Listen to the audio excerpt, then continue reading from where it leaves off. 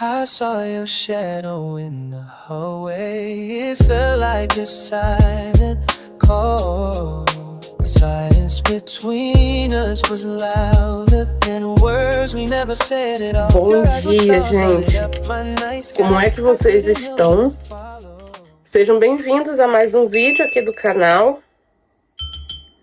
Hoje eu quero compartilhar algumas novidades com vocês por aqui. Tô aqui tomando meu cafezinho com leite.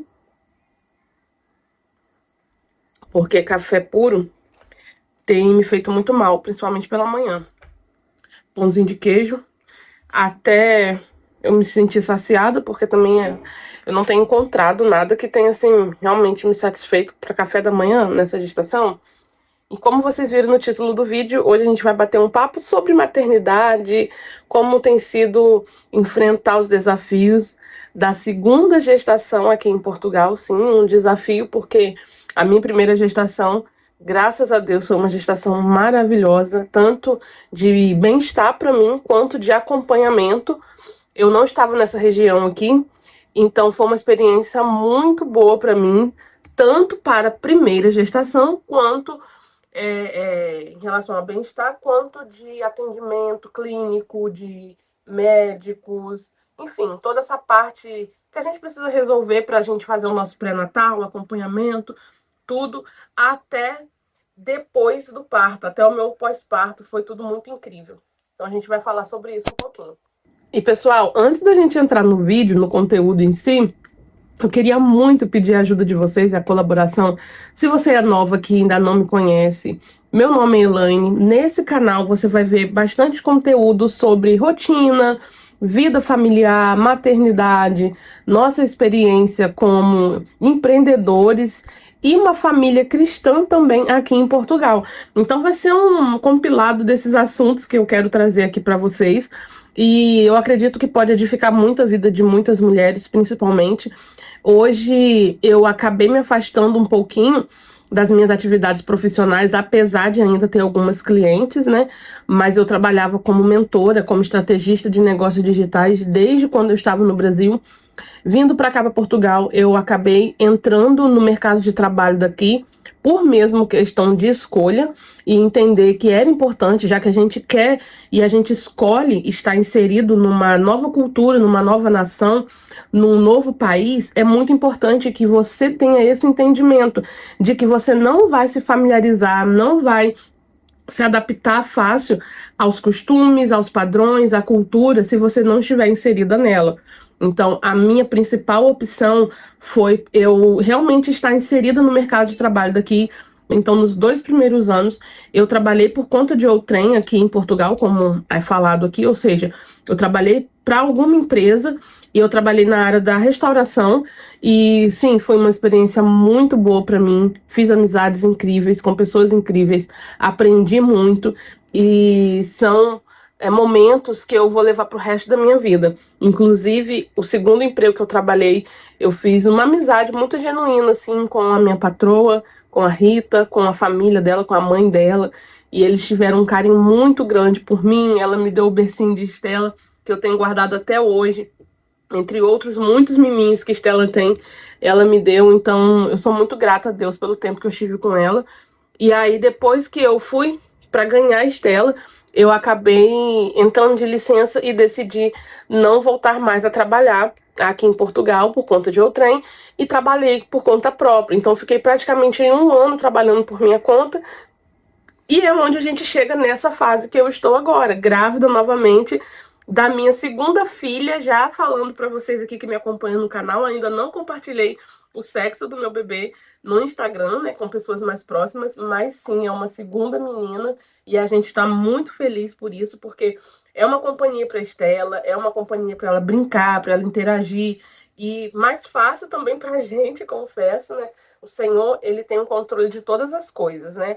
Mas realmente, para quem está começando uma vida nova em outro país, eu falo começando, apesar da gente estar aqui quase 5 anos, para a gente ainda é um começo, né? Então a gente ainda não tem toda a estabilidade que a gente teria se estivéssemos na nossa terra. Então, É importante, sim, a gente ter consciência de não gastar tanto. Então, todas as coisas de bebê de Estela, praticamente todas as coisas mesmo, de móveis, cômoda, a parte do quarto dela, eu ainda tenho. E está lá no fundão de onde a gente veio, onde Estela nasceu. Então, a gente pretende agora buscar as coisas. E é isso, gente. Então, é importante, já que você vem para Portugal ou sai do seu país natal, sai do seu país de origem, para começar uma vida em outro lugar, para começar uma vida em outra cultura, é importante você entender que nossas vidas são feitas de fases aqui. Tudo que a gente vive aqui é um ciclo, né? Um ciclo se encerra, outro se abre. A gente está sempre buscando melhorar a nossa condição de vida, melhorar também as oportunidades, porque eu sempre digo que oportunidades somos nós quem criamos.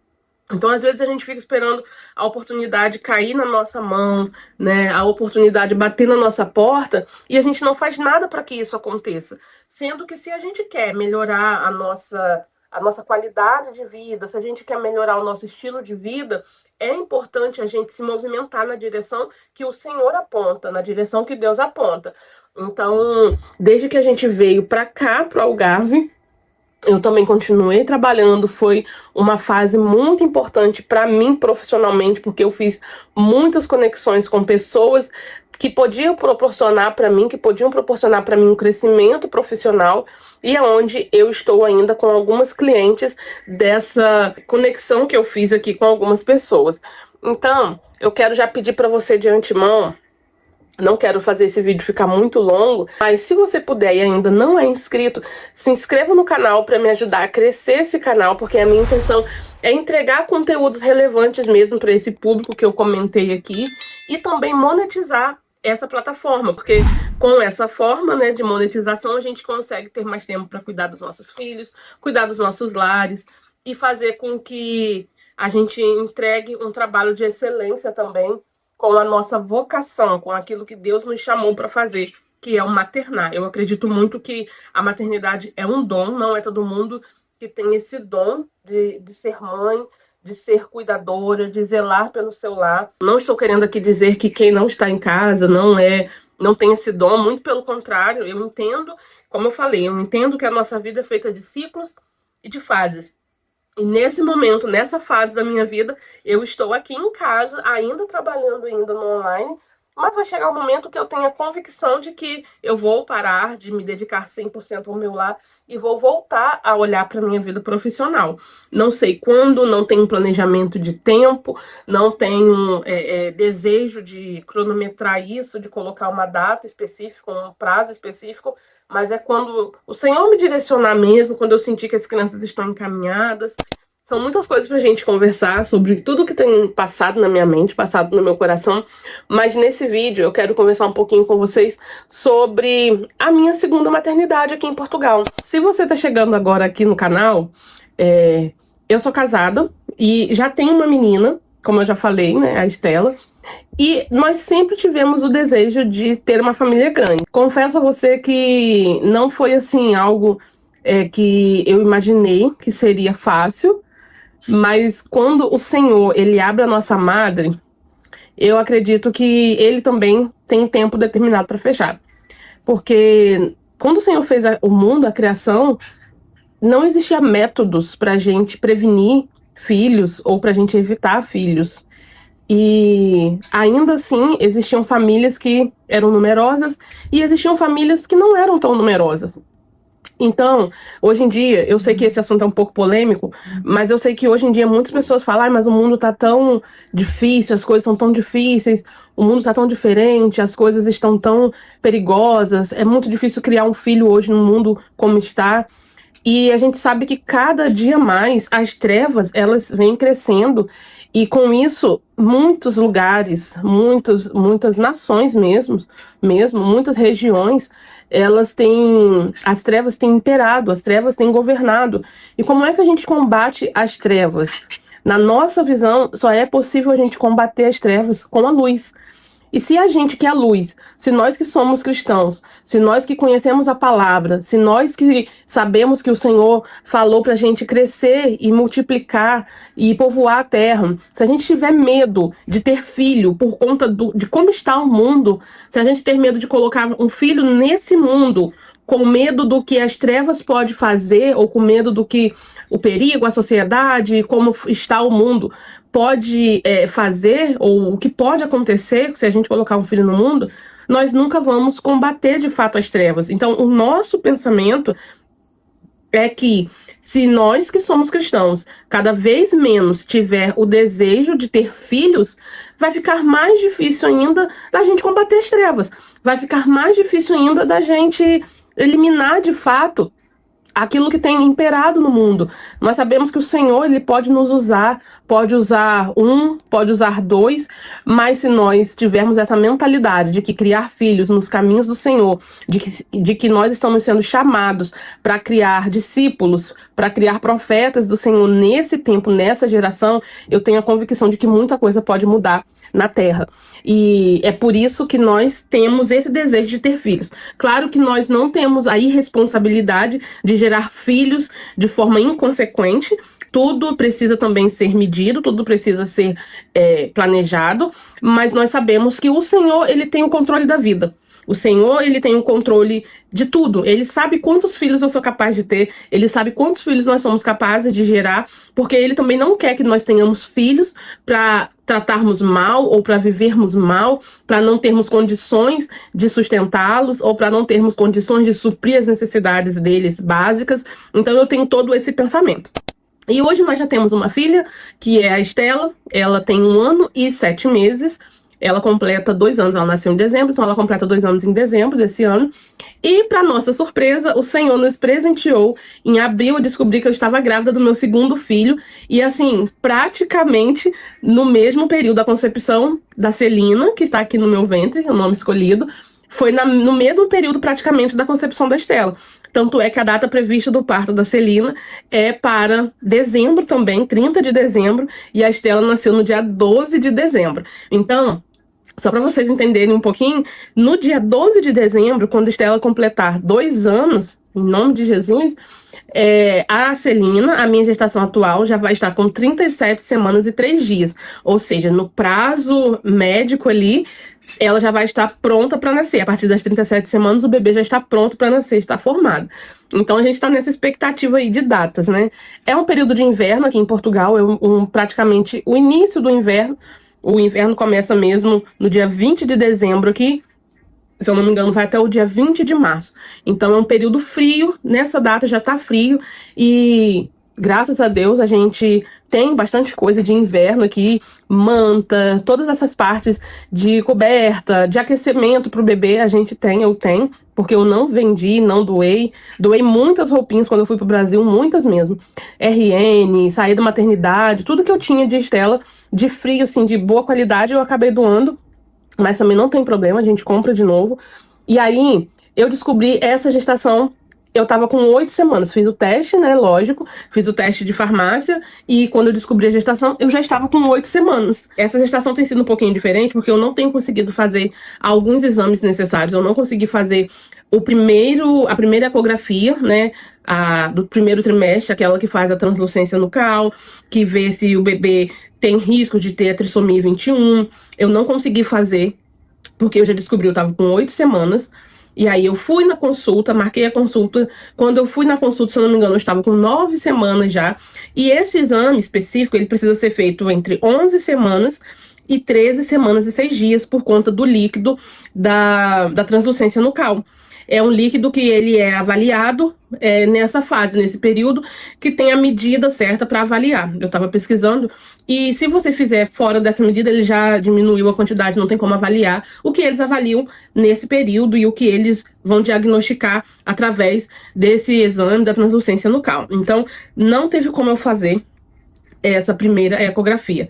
Quando eu descobri a gestação, quando eu confirmei na clínica, eu fiz a transvaginal, o doutor fez aquela ecografia, ultrassom transvaginal, para ver se estava tudo certinho, o saquinho gestacional, como estava o útero, se estava tudo fechadinho, tudo bonitinho, e ok. Tava tudo perfeito, batimento cardíaco do bebê eu já consegui ouvir, até porque eu já tava com 9 semanas, e a data tava batendo certinho com a data da última menstruação. Então, minha gravidez sempre foi muito certinha. A primeira também bateu certinho a data, e essa também. E aí, depois disso, eu tentei marcar por várias vezes. Eu tive poucas semanas para marcar ali esse exame. Liguei para várias regiões aqui do Algarve, porque não tem só Faro, nem tem só onde eu vivo aqui. Mas tem outras regiões, como Albufeira, Portimão. Liguei para várias regiões, vários hospitais. E até então a gente veio fazendo tudo no privado. Até aqui, hoje, a data de hoje, que é 28 de julho, nós estamos fazendo tudo no privado, porque também eu não tenho médico de família aqui em Portugal. E eu também ainda não consegui trazer a minha morada para cá, para o Algarve, e aí, assim, dessa forma, atualizar os meus dados no centro de saúde para ter o acompanhamento pelo SNS, que é o Serviço Nacional de Saúde, é o Serviço Público de Saúde. Então, agora, na semana passada, não lembro a data, se eu não me engano, foi na quarta-feira que passou, nós fomos à clínica, eu marquei porque eu precisava fazer uma ecografia, porque até então eu não tinha feito mais nenhuma ecografia, não tinha passado por nenhuma consulta. Tentei fazer as análises também, que é o exame de sangue do primeiro trimestre, acompanhado junto da ecografia do primeiro trimestre. Também não consegui fazer, né, para ver ferro, ferritina, taxas de vitamina, para fazer urina. Não consegui fazer nenhum exame de sangue também ainda. Por quê? A gente foi ver pelo privado, né, de forma particular, mas os exames estavam ficando mais de 300 euros no laboratório que eu vi. E nesse mesmo período, nós estávamos também fazendo uma investigação de alergia em Estela. E o meu exame de sangue e o dela ficaria mais ou menos por 600 euros. Então é muito inviável, é muito dinheiro para uma análise, para um exame de sangue. E aí a gente conseguiu pegar o de Estela e agendar no centro de saúde, por ser criança é um pouco mais fácil. E como eu não queria também jogar muita coisa, eu tenho esse pensamento. Talvez muita gente vai entender, outros talvez acham que é bobeira, podem achar que é palhaçada, mas eu tenho um pouco de vergonha de jogar, sabe, muita coisa em cima, assim, de uma vez só, em cima de um atendente, principalmente de um serviço público. Eu sei que muitas pessoas já não gostam de prestar serviço, assistência para gente que é imigrante e acha que a gente está aqui para pedir favor. Isso é uma realidade. Então, acaba que isso me trava um pouco. E aí, no dia que eu fui levar a Estela para marcar o exame dela de sangue pelo SNS, né, eu peguei o pedido médico dela e dei para eles fazerem ali a transcrição e aprovar para fazer o exame pelo serviço público. E até então tudo bem. Aí o Michael até falou comigo, faz, aproveita e já faz o seu. Mas eu fiquei um pouco travado, fiquei com vergonha, não, vou fazer o dela agora, depois a gente volta aqui e eu dou entrada no meu processo, né, de pré-natal acompanhado pelo serviço público. E aí é que tá a diferença. Quando eu estava grávida de Estela, na primeira gestação, eu estava na Covilhã, fiz o acompanhamento também pelo privado, porque na época lá estava com muita dificuldade de médicos, ainda se tem muita dificuldade de médicos aqui em Portugal, mas no caso da Covilhã, a clínica que eu fui, e quando eu falo que o Senhor cuida de tudo, porque realmente Ele cuida de tudo, né? A clínica que eu fui, para minha alegria, para nossa alegria, era uma clínica privada, mas o médico, o obstetra que me atendeu, o ginecologista obstetra que fez o meu acompanhamento, ele também era médico do serviço público. Então, ele atendia na Covilhã, que era a cidade vizinha de onde eu morava, e atendia no Fundão, que era onde eu morava. Então, tudo que eu precisava fazer pela parte pública, já era ele mesmo quem me encaminhava direto. Então, ele marcava as minhas análises, meu exame de sangue, ele marcava as minhas ecografias de acompanhamento certinho ali do primeiro, do segundo trimestre e do terceiro. Então, eu não tive dificuldade com nada. E ainda assim, todo mês eu estava certinho fazendo acompanhamento ali com ultrassom e com exames de rotina, com a consulta de rotina, me pesando e tal, me avaliando. Enfim, todas as coisas que a gente tem de dificuldade na gestação, eu estava sendo bem acompanhada. Tanto é que no terceiro trimestre, na última análise, ele viu que a minha taxa de ferro estava muito baixa E aí ele me passou para tomar o Folifé e eu tomei porque nessa reta final é importante a gente ter as nossas taxas bem reguladas, principalmente no parto cesariano, onde você perde muito sangue, enfim, todas aquelas questões de saúde mesmo que é importante a gente cuidar. Então, eu não tive esse problema. Aqui eu estou tendo um pouco de dificuldade. Primeiro que eu moro numa área mais isolada, então eu não consigo me movimentar para ir a pé em nenhum lugar. Segundo, é essa questão da morada, que minha morada ainda não está cá. E aí acaba que eu não consigo também fazer alguns trâmites que é importante e eles exigem de eu ter a minha documentação organizada em relação à morada. Porque aqui é assim, se você decide se mudar para um outro bairro, você precisa atualizar todos os seus dados nas finanças, no portal das finanças, que é um portal do governo, que tem todos os seus dados ali. Você precisa atualizar para o governo estar ciente que você está nessa nova região, nessa nova localização. Então, se você não faz isso, tudo fica desatualizado e aí você não consegue se movimentar muito para muitas coisas. Agora, essa semana ainda, hoje é terça-feira, eu pretendo organizar essa parte da minha morada para dar entrada nos exames do segundo trimestre. Por quê? Nessa consulta que eu tive agora semana passada, eu consegui marcar já, eu já deixei marcado, porque é muito difícil de você marcar a ecografia, esses exames, né, dos trimestres certinho, né, esses que são obrigatórios. Então, eu já deixei marcado para o dia 31 de agosto, se eu não me engano, o acompanhamento do segundo trimestre, que faz aquela morfológica também do segundo trimestre, que é importante. Só que antes de eu ir para esse exame do segundo trimestre, para essa morfológica, eu preciso fazer as análises também do segundo trimestre. Então, para isso, eu preciso já me adiantar e correr para marcar. Filha, ele socorreu a Estela, ela tava tomando água nela mesmo. Então, eu preciso correr para marcar esses exames de sangue. Aí, gente, eu tenho tido contato com algumas pessoas na igreja. Na igreja tem muitas mulheres grávidas. Graças a Deus, nossa igreja é uma terra fértil, é uma igreja onde as mulheres elas reproduzem muito. E eu tenho encontrado com algumas mulheres, conversado. A maioria delas estão tendo também essa dificuldade. Até no domingo, eu tive uma conversa com uma irmã no banheiro da igreja, onde ela também está com 17 semanas. A data prevista do parto dela é 31 de dezembro. E ela ainda não conseguiu fazer nenhuma ultrassom, nenhum acompanhamento.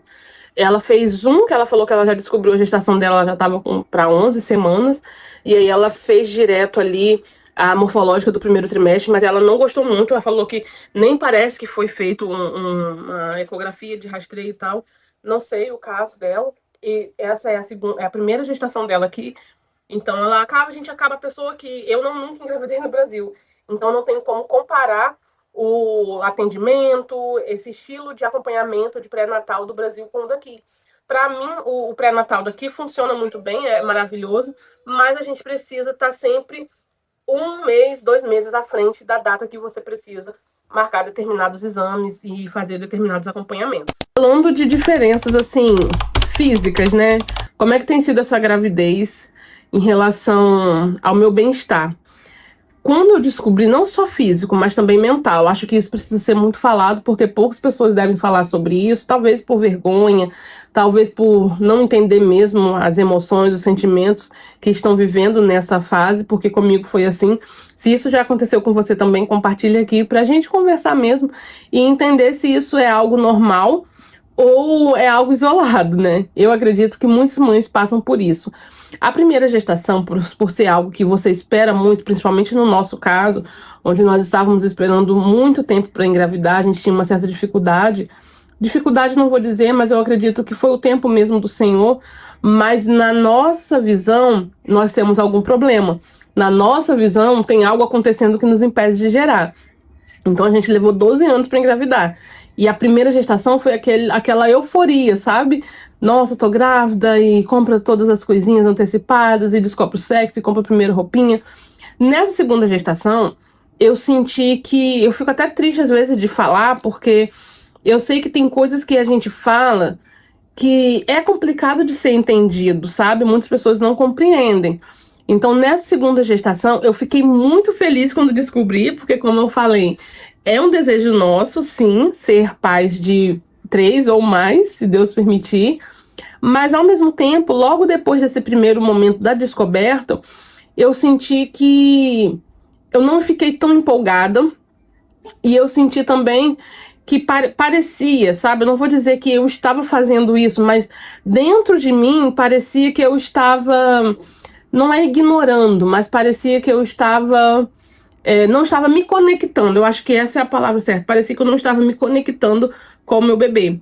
E eu acho que isso é devido. Eu estava até conversando com uma amiga minha que é terapeuta, psicanalista, e eu acredito muito que isso é devido a todo o momento e a fase que a gente está vivendo, como a maternidade no geral, né? Então a gente tem toda uma responsabilidade agora de cuidar de um primeiro filho. Eu ainda amamento a Estela, é algo que também agora estou caminhando para encerrar.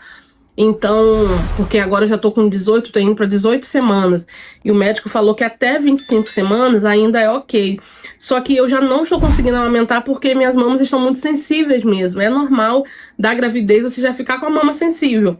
E ela também não mama muito mais. Ela mama à noite para dormir e só. Durante o dia ela já não mama. Então, eu tive essa dificuldade de me conectar com o bebê.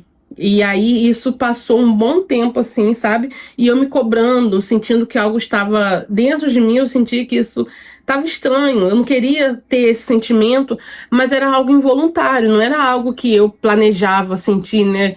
Ignorar ou não me conectar, mas eu acredito que seja algo mesmo do dia a dia, da rotina. Isso foi antes mesmo de eu fazer a primeira consulta. Depois que eu vi o coraçãozinho, depois que eu vi que o bebê realmente estava bem ali e o saquinho estava fechadinho, estava tudo ok, eu comecei sentindo, não, não, agora eu estou grávida. E aí a gente recebeu aquele sentimento mesmo de gravidez, sabe? Aquela alegria de estar gerando, aquela conexão começou acontecendo.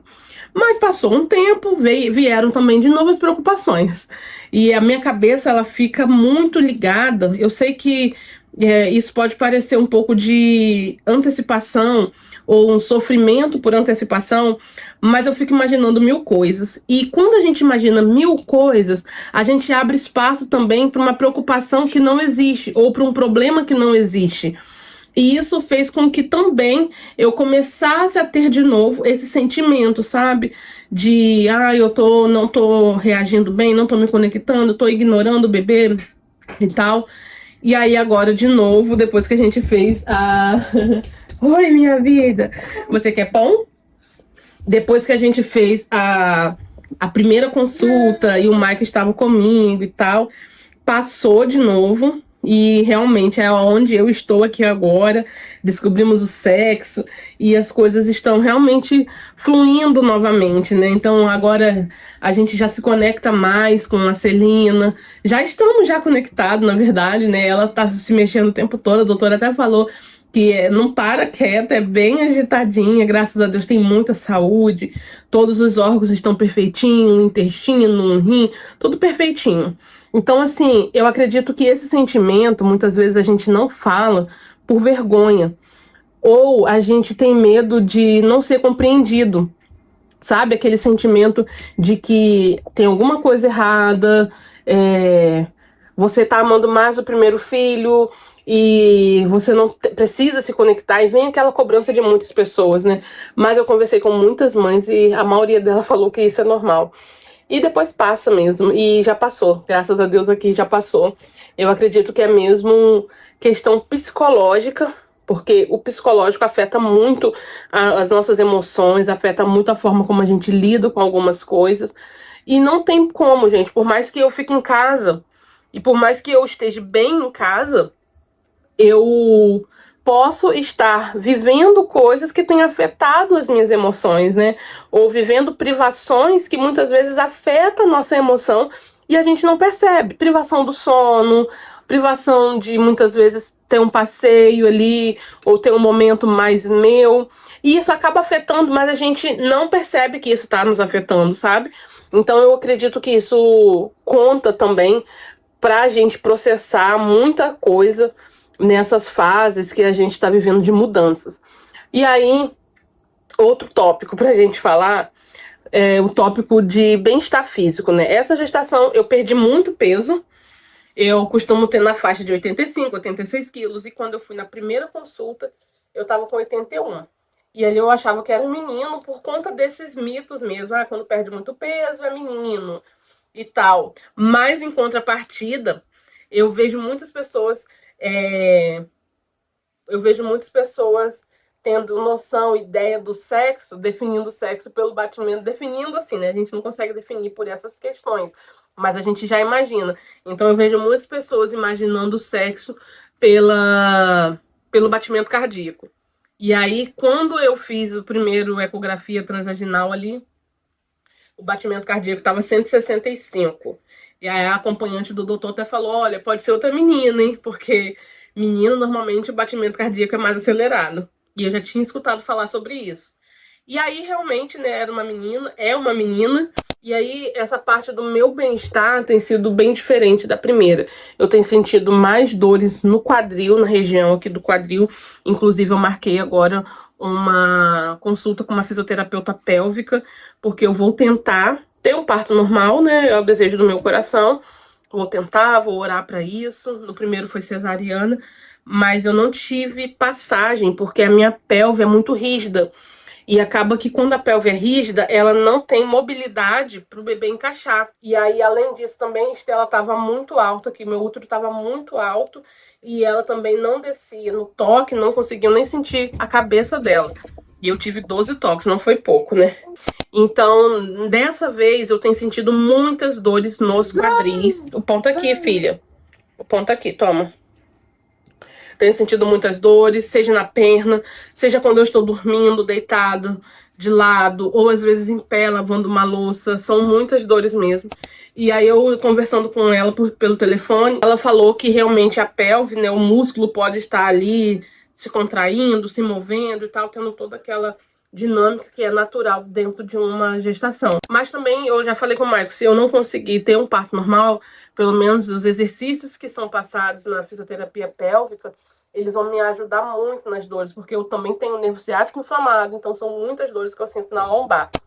E aí, já tô caminhando pro final para esse vídeo não ficar muito longo. Então, assim, coisas que eu pretendo fazer diferente nessa fase mesmo, né, de gestação e pós-parto, é gastar bem menos, porque agora eu vou ter uma outra menina, então muita coisa a gente vai reaproveitar. Eu realmente acredito que não há necessidade de eu preparar um enxoval novo, como por exemplo, eu ainda tenho pensado se eu vou reaproveitar, eu ainda tenho o bebê conforto de Estela, ela já trocou de cadeirinha, mas o bebê conforto tá ali no quarto, novinho, lavado.